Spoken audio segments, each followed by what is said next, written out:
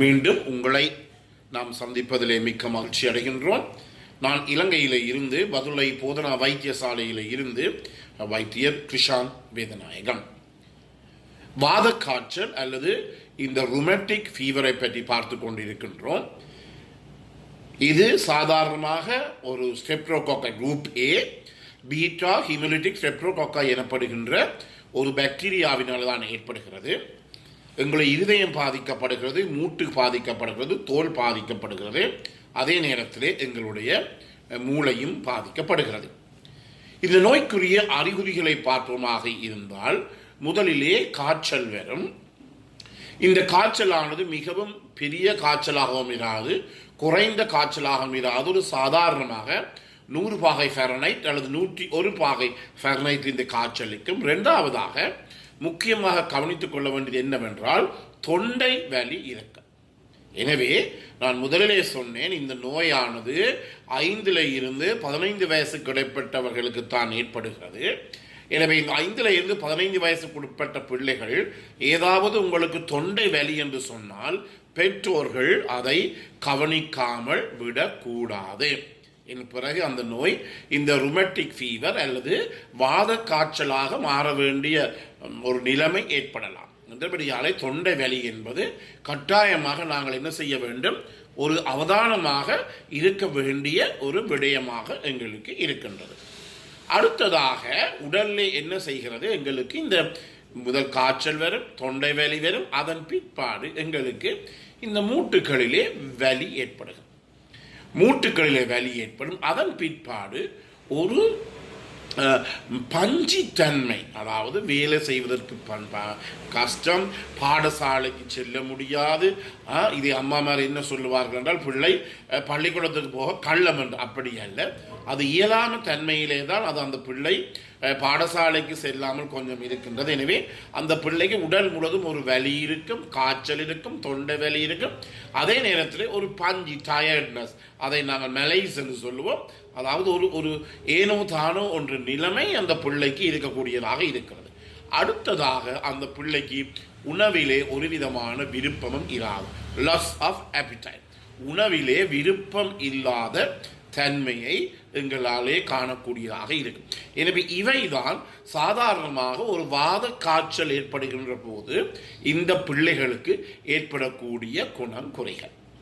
அதன் பிற்பாடு நாங்கள் என்ன செய்வோம், இந்த பிள்ளைகளை ஒரு வைத்தியரிடம் கொண்டு போய் காட்டுகின்ற போது அந்த வைத்தியர் என்ன செய்வார் என்றால் ஸ்டெத்தோஸ்கோப்பை நெஞ்சிலே வைத்து பார்ப்பார். உங்களுக்கு தெரியும், நான் சொன்னேன், இதிலே ஒரு ஆங்கிலத்திலே ஒரு மொழி இருக்கின்றது, இந்த rheumatic fever blight the heart and flicks the joint. அதாவது இந்த ருமேட்டிக் காய்ச்சலானது, இந்த வாத காய்ச்சலானது இருதயத்தை கடித்துவிடும், மூட்டுகளை நக்கிவிடும் என்று சொல்லுவார்கள். இதற்குரிய முக்கிய காரணம் என்ன, மிகவும் பாரதூரமான பாதிப்பு இருதயத்தில் ஏற்படுகிறது. ஆனால் இந்த மூட்டுகளிலே ஏற்படுகின்ற பாதிப்பானது சிகிச்சையின் பிற்பாடு 100% சாதாரண நிலைமைக்கு அது திரும்பிவிடும். எனவே இருதயம் மிகவும் முக்கியம். எனவே இருதயம் பாதிக்கப்படுகிறது, மூட்டுகள் பாதிக்கப்படாமல் மீண்டும் பழைய நிலைக்கு திரும்பி விடுகிறது. என்றபடியால் தான் flicks the joint and bite the heart என்று சொல்லி நாங்கள் சொல்லுவோம். எனவே இந்த இருதயத்திலே இந்த நெஞ்சு பகுதியிலே ஒரு வைத்தியர் தன்னுடைய ஸ்டெத்தோஸ்கோப்பை வைத்து பார்க்கின்ற போது அவருக்கு அந்த இருதயத்தில் இருந்து பல சத்தங்கள் கேட்கும். அதை நாங்கள் என்ன சொல்லுவோம் என்றால் மேமர் என்று சொல்லுவோம்.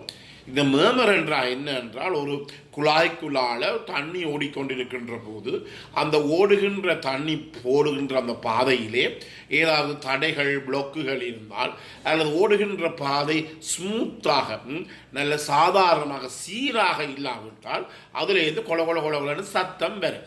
எனவே அந்த சத்தத்தை தான் வைத்தியர்களாகிய நாங்கள் எங்களுடைய இந்த ஸ்டெத்தோஸ்கோப்பை வைத்து இருதயத்திலே பார்க்கிறோம், கேட்கின்ற போது இந்த சத்தம் ஏதாவது வித்தியாசமாக இருந்தால் கட்டாயமாக அந்த பிள்ளைக்கு இந்த ருமேட்டிக் காய்ச்சல் எனப்படுகின்ற வாத காய்ச்சல் ஏற்பட்டதுக்குரிய சந்தர்ப்பங்கள் இருக்கின்றது. அதே நேரத்திலே மிக முக்கியமாக நாங்கள் கவனிக்க வேண்டியது என்னவென்றால்,